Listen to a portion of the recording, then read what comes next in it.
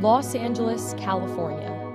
With a land area of 469 square miles and a population of almost 4 million, this makes this amazing city the second most populated in the entire United States. It comes as no surprise that Los Angeles is the home of Hollywood and a media mega all of its own, leading the industry in television and motion picture production. As young, inspiring industry hopefuls continue their quest to find employment in this bustling city, they face the real-world pressures of how difficult it really can be to break in.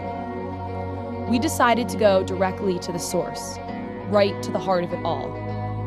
Join us as we travel to LA and document through the eyes of real-world professionals what it takes to become part of this highly skilled group we call the entertainment industry.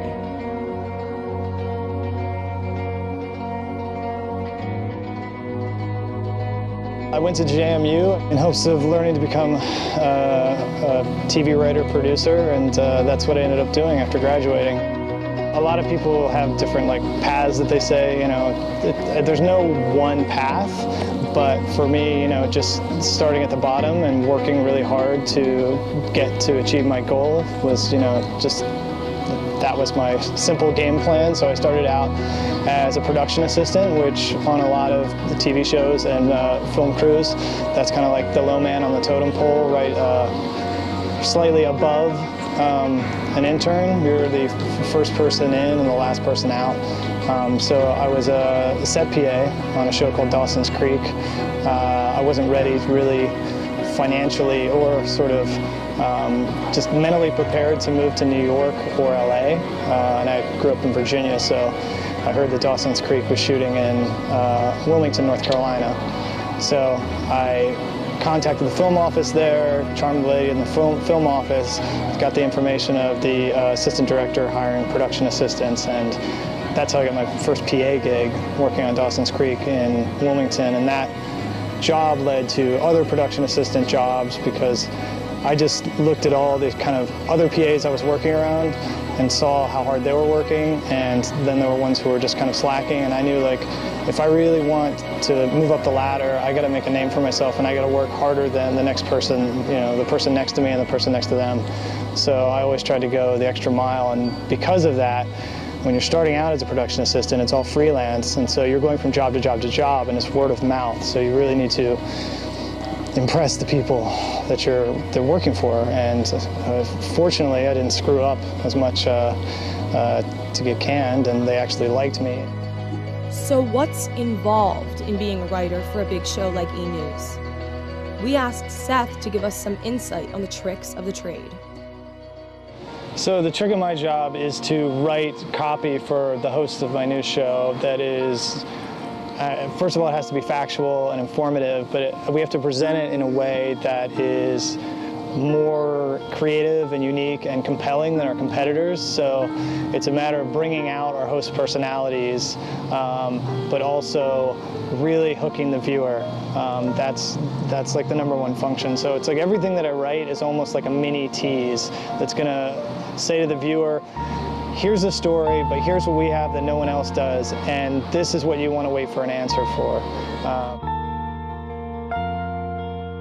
In entertainment news, that's where it lives and breathes. So my job is to figure out, how do I take that and give them more and spin it in a new way that it's factual. We're spinning it in a new way, and we're kind of stretching it and making it maybe making it bigger or more exciting, but we have to stay within the legal parameters of what the actual story is.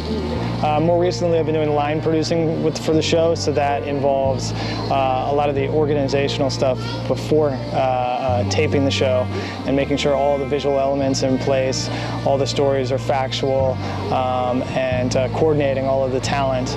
And then when I go in the control room, when we tape the show, I deal with the timing of the show and making sure that we're hitting all of our commercial breaks at the right time.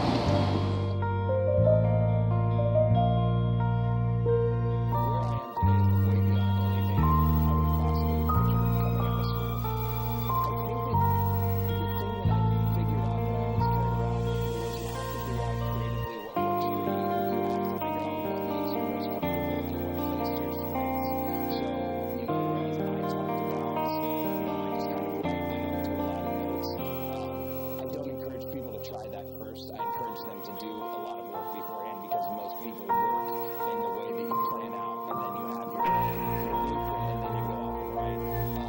But it can be anywhere in between those two extremes.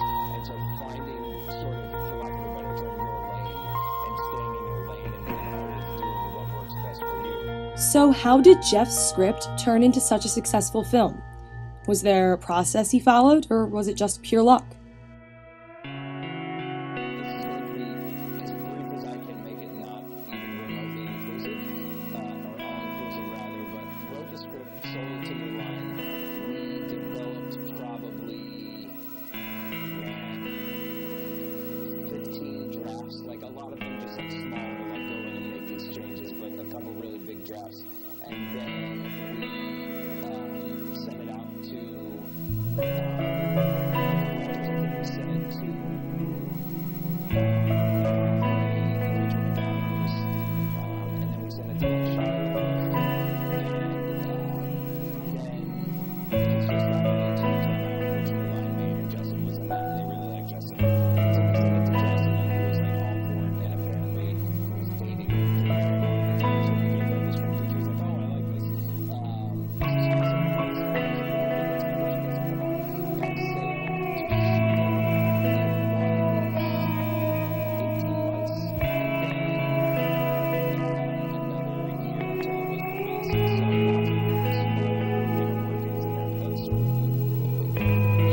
I think a lot of actors are waiting for the career to come to them. And that's the biggest mistake you can make. You have to make your career happen. And you have to do the things that you want to do, and ultimately you just have to act. John Guare, name dropper, but he's a playwright that I know, and he's wrote a part for me, and we've worked together. And one time he said to me, he goes, well, Valerie, just act. And it made me mad, because I thought, well, that's easy for you to say, Mr. Yale School of Drama, you know, Meryl's my friend. Just act, but you know what, he was right. I just need to act as much as possible and practice my art form, my craft, and I forget that. And sometimes when you're nervous in an audition or whatever, you forget to just be you. Like, I went to see Gravity 3 times, and the last time I got to see Sandra Bullock speak. And the thing that I always know about these actors is, the working actors, is when you get to hear them talk in person, they talk about their craft, especially when they know there's other actors in the rooms. Because that's what they're proud of, and that's what they hold close to them while they're in the big, ugly business of trying to sell their product. So how do you get to be a big Hollywood actress? Do you need to be part of a union? My first union was Actors Equity Association, and I was the last person in my acting class in school that got union member, and it didn't happen when I was about 27, finally. I got into the union, and then I joined SAG probably when I was 31. I got cast in my first guest star role, and I had to join the union. And then AFTRA came after me, because I had done all these soap operas all the time. Every time all my children had a funny role, they would call me. And so I just do like a little 3 lines, whatever. I did with Josh Duhamel, Kelly Ripa, you know, all these people that were on that show at the time. I mean, here's what the union does for you. First of all, it creates structure. So, you know, they have to pay you within a certain amount of time, and you can pretty much, you know, track where your money is. It's a lot easier to get your money when you're in the union, and that's important. You know, health insurance as a whole in the world is in our world, in the country, is messed up, and we're hopefully, you know, our president has done something to help that, and hopefully it'll get better. That's my opinion. So, you know, that's not always the best thing.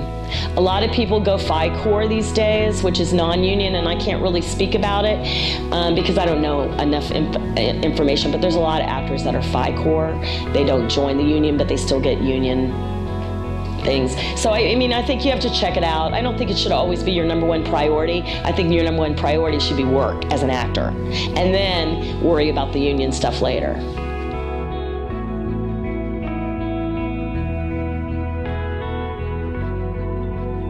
As the sun sets over Los Angeles, we take a look back at our journey through this amazing city.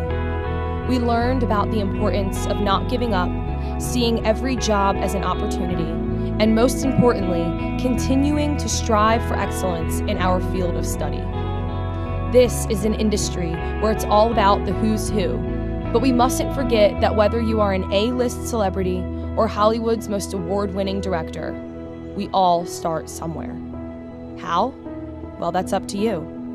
I hope that this presentation has helped each and every one of you find your how, and when you do, make sure to see it through. You can never tell what opportunities await on the other side. This is JMU student and industry hopeful Julia Gosen signing out.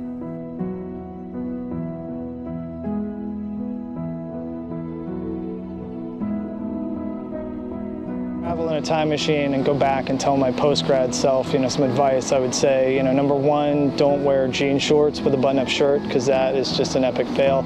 I did that a lot in college. It's still up for debate whether I'm actually funny or not, or whether everybody in the movie thinks me funny. But I would love to be an ape to his ape. Seriously. And he's so hot.